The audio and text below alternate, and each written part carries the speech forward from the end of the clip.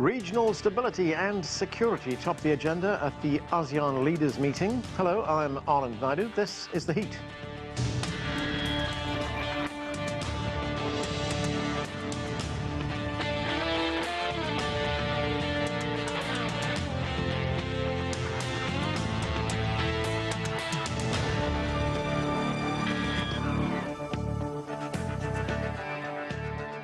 Leaders and dignitaries from the Association of Southeast Asian Nations are meeting in Indonesia.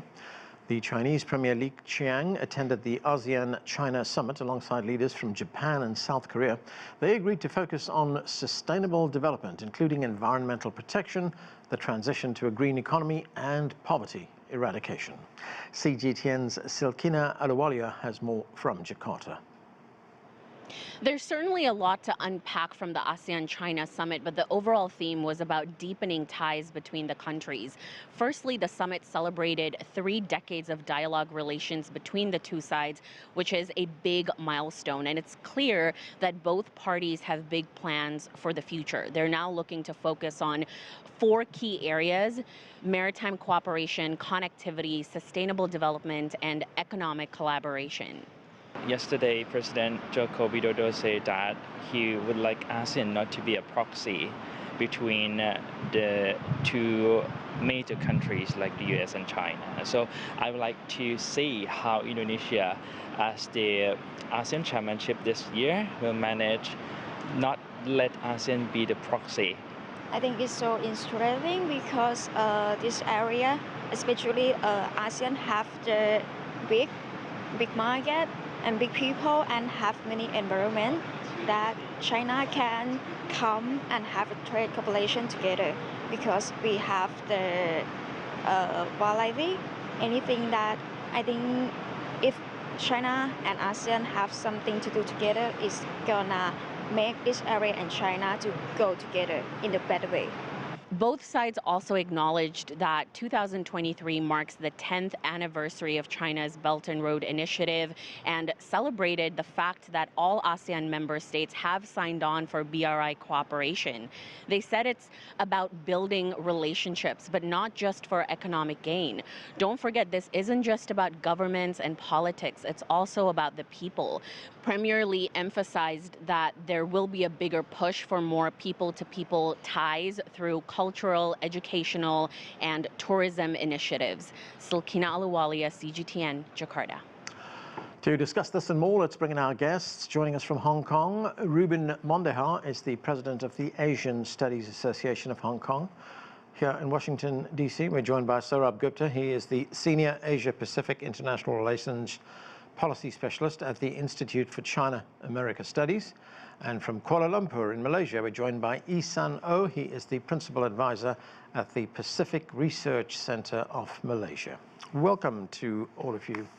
Ihsan Oh, this year's theme is ASEAN Matters, Epicentrum of Growth.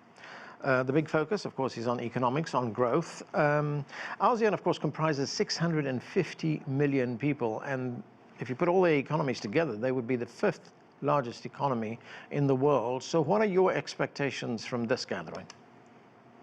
Well, for example, we nowadays have an ASEAN Economic Community, which is essentially a free trade area as well as a customs union among all the ASEAN nations, minus perhaps the latest member, namely Timor-Leste. And thereby, I think there's this willingness and this desire to deepen and to broaden the trade and investment ties, not only between ASEAN and the major economic powers of the world, but also within ASEAN itself. Trade within ASEAN, it's only about 1/4 of ASEAN's trade with the major economies.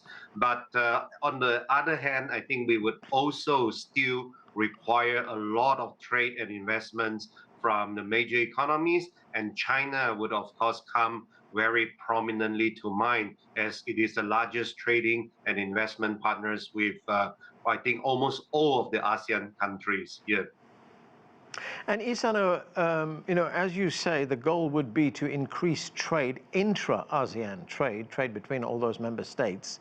Where do you see the most potential for that?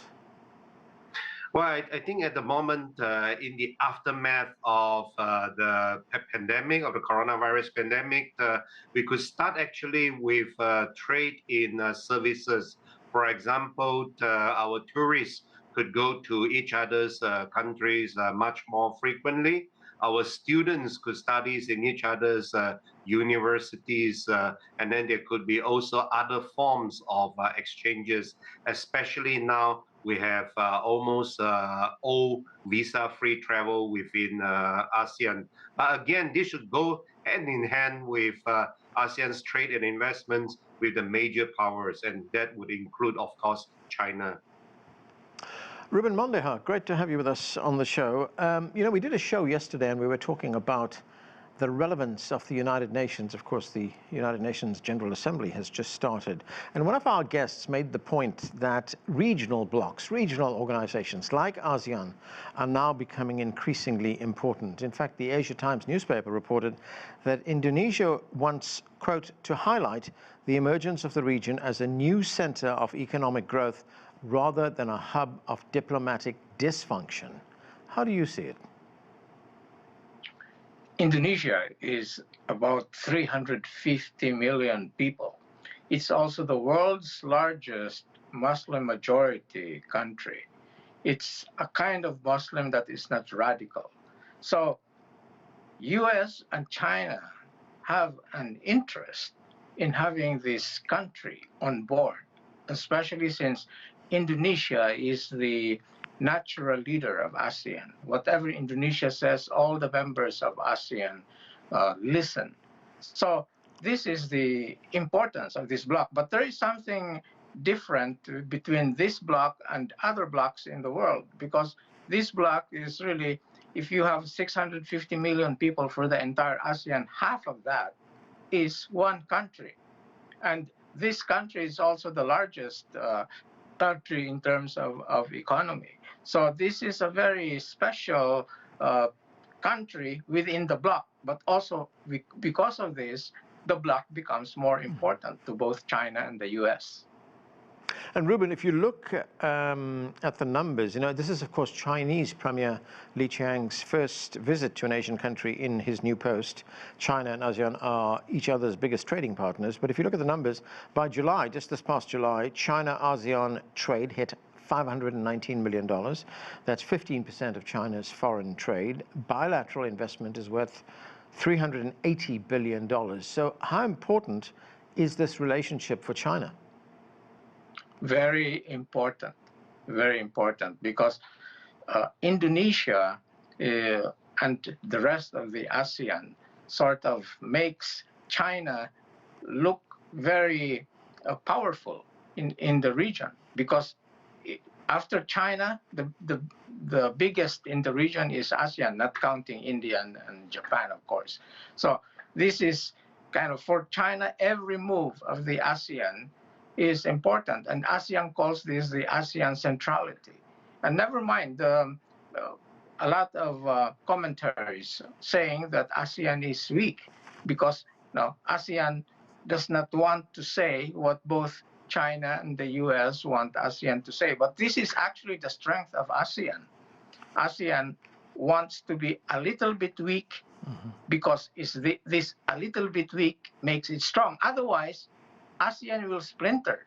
So then you will be left with 4 or 5 countries. And that's not what the strength of ASEAN will be. So you will have a bloc that some members are weak and some members are the leading ones. Right, and joining us now from Beijing, Andy Mok is a senior research fellow at the Center for China and Globalization. Andy, great to see you. We're talking about the 43rd ASEAN meeting that's taking place in Indonesia. What are your expectations for this meeting? I mean, of course, it comes at a time when there are rising tensions between the United States and China. There are other major issues around the world that leaders have to deal with. And of course, there's the ongoing crisis, like the climate crisis. What do you see coming out of this? Well, thanks for having me on, Anand. I think that there are important structural developments that we've seen unfold over the years that really highlight the importance of this relationship between China and ASEAN. There's growing trade, economic activity, of course, but also, as you mentioned, some of these emerging challenges, I think, just show that the importance of this cooperation and the importance of not choosing sides, I think, as we've heard from Premiere Li Qiang in his remarks.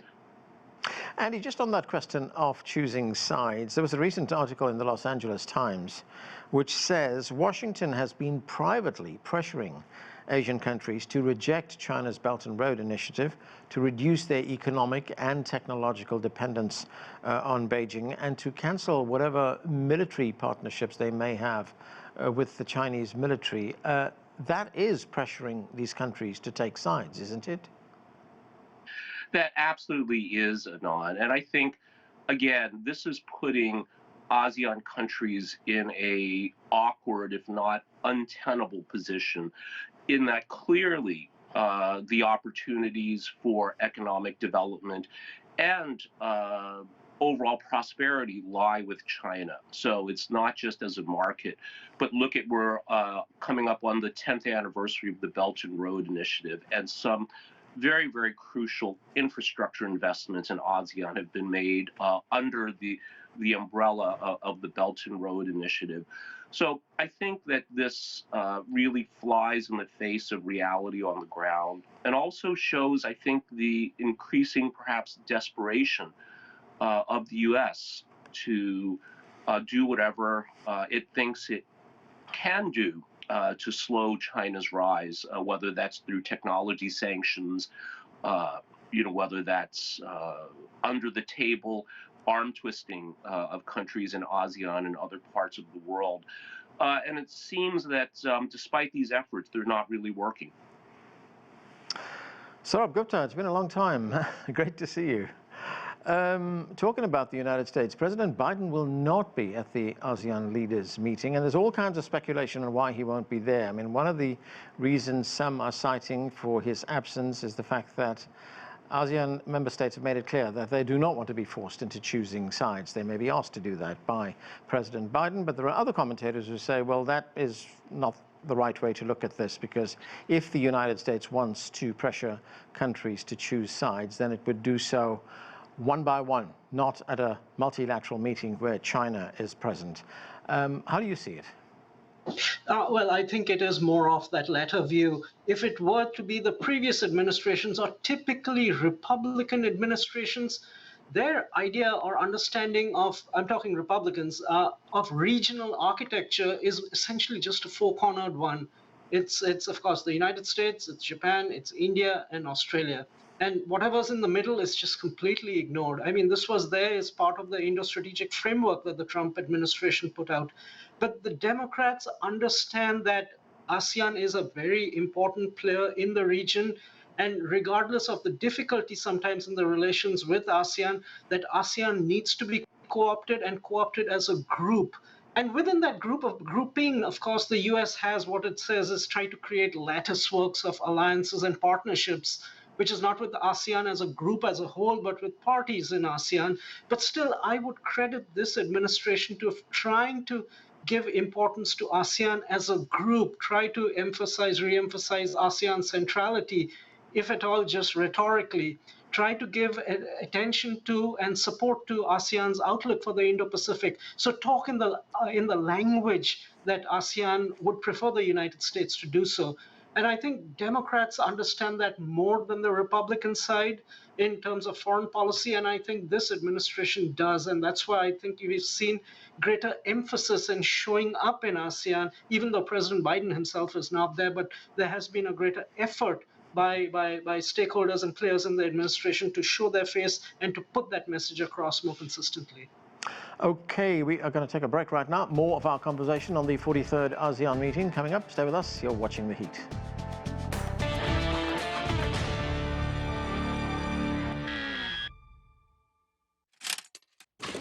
The world's currencies are more connected than ever before. The mechanisms that drive the economy are universal. Money moves markets. We explain these trends and show you how the cash in your pocket can have a wide-reaching effect. because money makes the world go round. Global business.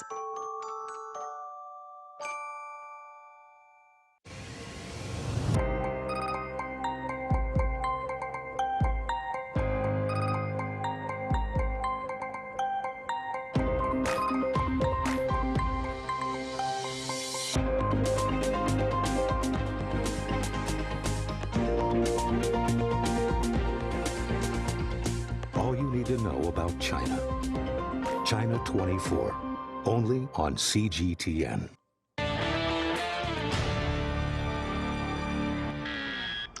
Welcome back to The Heat. We're discussing the latest on the 43rd ASEAN meeting, which is taking place in Indonesia.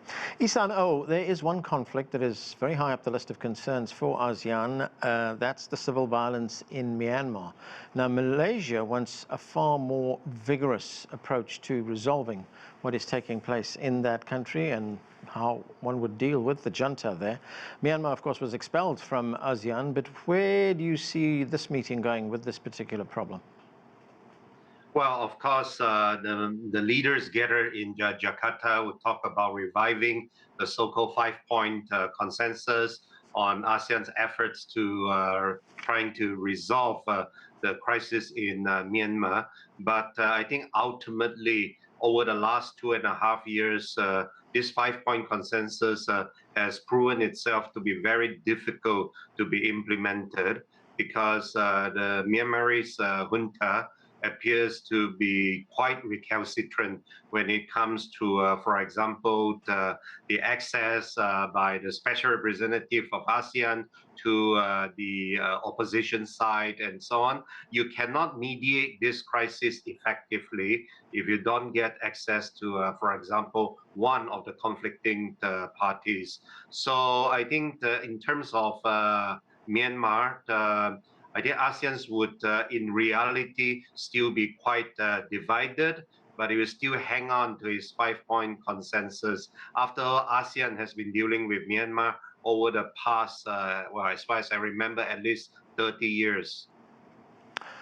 Reuben, China has again emphasized and embraced the principles of multilateralism, of cooperation. In fact, Premiere Li Qiang, he said that as the world enters a new period of turbulence and change, the global development endeavor is facing challenges. There is a serious need to tap into the pathways for cooperation and inclusivity.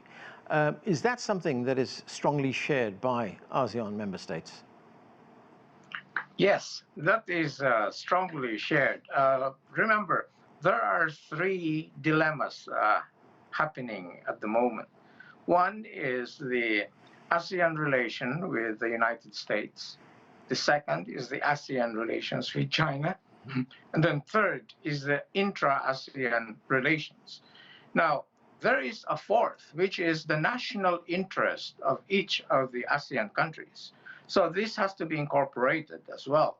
So when you say ASEAN is being asked to choose sides, wait, that's not as simple as that. Each country has its own national interest. And then secondly, the relationship with China for most of these countries is economic.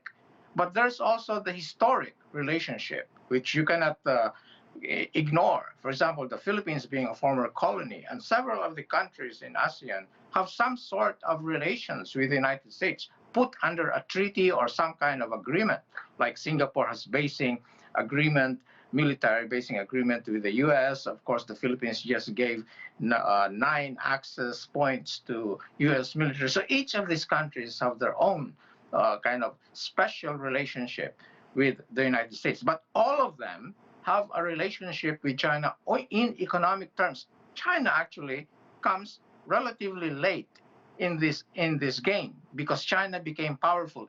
Of course, in the past, centuries ago, China had a vassal relationship with these countries. But that having been said, the relationship with China is purely economic. So then all these 4 different types of intra-relationships between US, China, ASEAN among themselves and the national interest is very important to take into account. Sourabh, what's your view on that? As Reuben points out, China came relatively late to establishing and building its relationship with ASEAN member states because, it really grew very quickly in the last 40 to 45 years. But where does that relationship now lie? I mean, as Reuben also points out, it's mainly economic. Yeah, but let me also add one more point which he alluded to, and I think that's a great point. It is the historic element, because I think in every country in ASEAN, it knows in its bones that the rise and consolidation of centralized, powerful authority in the capital city of China has been the surest guarantor of peace, prosperity, and stability in Asia. This is historical fact over millennia, and that is in their bones. And that's why there is an interest in seeing China succeed, and seeing China succeed economically, and being a fair player also in the security realm. And given that ASEAN, the countries in ASEAN, aside from Singapore, are all developing countries, which can see a 30 to 50-year horizon of just development, which is their central priority. I think this binds China and ASEAN in ways more tightly than almost anybody understands, the historic and the economic element. And I don't see that changing, because I think both China and ASEAN have great potential still in terms of growth, in spite of the fact that China is now beginning to graduate out of middle income to slightly high income.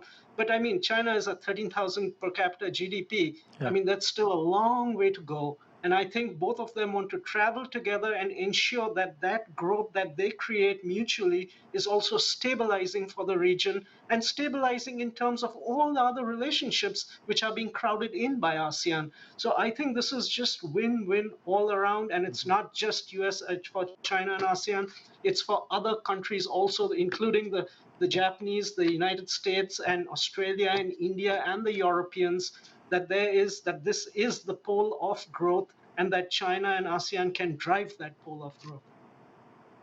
Right. Andy, what do you think? Because we continue to see tensions between the United States and China. Of course, we've still got the trade war going on as well. So what are the main sort of geostrategic security challenges in the region? Well, I think clearly, as we heard from our other guests, economics are a central part of this. But we should also consider that ASEAN's relationship with China actually goes back sometimes thousands of years. And this region really has a comfort level and an understanding of China, and I would say vice versa as well, that really is unmatched by the United States and Western powers, other Western powers as well. And we should not overlook this.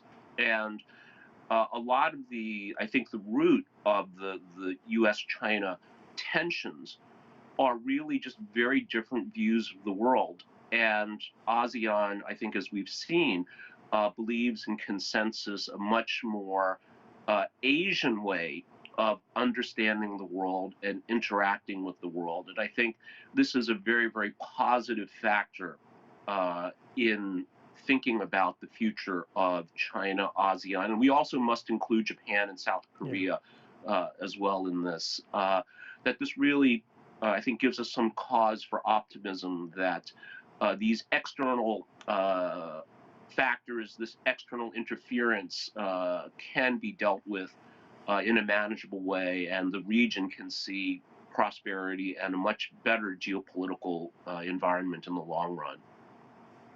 Isano, getting back to what can be achieved at the ASEAN Summit, the deliverables as they are sometimes called, what do you think we will see in terms of the move to a more green economy? And also, the electric vehicle market is another one, as well as what's happening with the digital economy.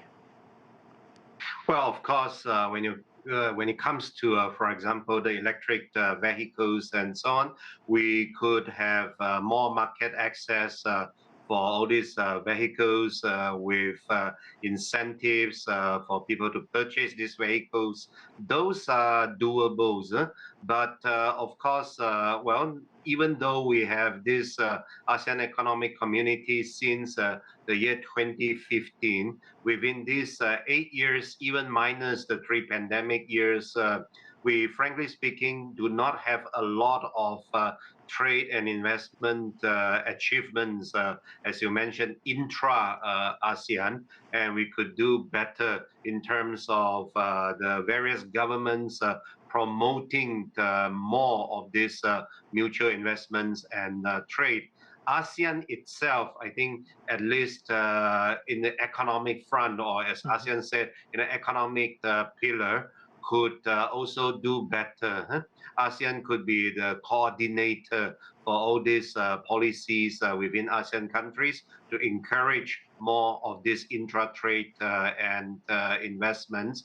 For climate change and various other environmentally related initiatives, frankly speaking, I think we still need a lot of hope from the major economies of the world. They were lamenting, I think, in some of the recent international climate conferences as to some of these more major economies having promised but not delivered some of the compensations for these developing countries to, for example, forestall some of their carbon-intensive developments and so on. Even though ASEAN is one of the, well, collectively one of the major economic powers of the world, I think, for example, there are still various pockets of poverty, and you know, we have to deal with this poverty eradication first before we jump into climate change. Okay, Sourabh, I've only got a minute left, but the Chinese news agency Xinhua is reporting that ASEAN countries welcome and would like to see progress in formulating a code of conduct in the South China Sea. In the time we have left, what can you tell us about that? What I can say is there's actually been, we hear only the bad news, what's happening in the South China Sea in terms of the Philippines, second Thomas Show. There's actually been progress. They've completed the second reading of the Code of Conduct. That itself got dragged out because of the pandemic. And the third reading is going to be the final reading. Don't expect that to be finished soon, but they've jumped from step 1 to step 2, and they're now getting into the final phase of it. So fingers crossed, things can still work out in maybe not immediately, but it will take, but they're making good progress. Okay, and that is where we have to leave it. Thank you to all of you for being with us. I'm Anand Naidu in Washington, D.C.